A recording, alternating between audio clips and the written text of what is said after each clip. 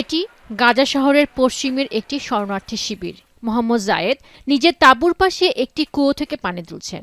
মূলত বিশুদ্ধ পানি সরবরাহের জন্য মাসব্যাপী প্রচেষ্টার পর এই ফিলিস্তিনি ব্যক্তিটি এই কুয়ো বানাতে সফল হন। আজ কুয়োটি তার পরিবারের প্রতিদিনের পানির যোগান দেয়। كان عندنا أزمة كبيرة نعاني منها من نقص الماء فلجأت الحمد لله رب العالمين إني رجعت لفكرة أجدادنا قبل 100 عام أخذت فكرة إنه أنا أفحر بير على شاطئ البحر। তবে গাজা জুড়ে বিশুদ্ধ পানি পাওয়া দিন দিন কঠিন হয়ে উঠছে। জাতিসংঘ নেতৃত্বাধীন গ্লোবাল ওয়াশ ক্লাস্টারের মতে যুদ্ধের কারণে এই অঞ্চলের পানি সরবরাহ পরিকাঠামো ক্ষতিগ্রস্ত হয়েছে, যার ফলে ৮০% মানুষ ট্রাকে করে আনা পানির উপর নির্ভরশীল হয়ে পড়েছে।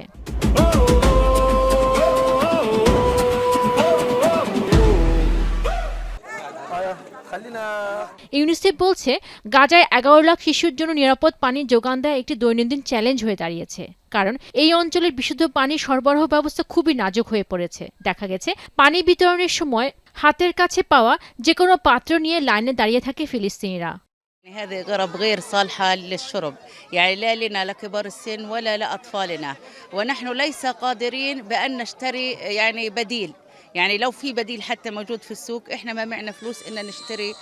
ইউনিসেফ আরও বলছে গাজার অধিকাংশ পরিবার পানি সংকটে ভুগছে। পানি পান, রান্না করা ও অন্যান্য প্রয়োজনীয় ন্যূনতম পরিমাণ পানি পেতেও হিমশিম খাচ্ছেন তারা।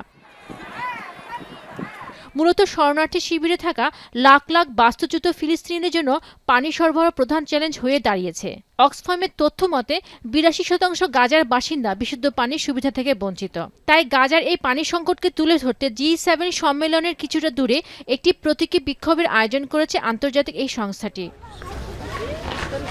এখানে দেখা গেছে G7 নেতাদের অনুকরণে একটি টেবিলের চারপাশে কাগজের মণ্ড দিয়ে মাথা পড়েছে অধিকার কর্মীরা। টেবিলের মাঝে গাজা লেখা একটি ময়লা পানির বোতল সামনে রাখা, আর বিশুদ্ধ পানি পান করছে নেতারা। মূলত গাজার পানি সংকটের বিষয়টি বিশ্ব নেতাদের সামনে তুলে ধরতেই এই আয়োজন অক্সফামের। পেনুকা সুলতানা, এখন বিশ্ব।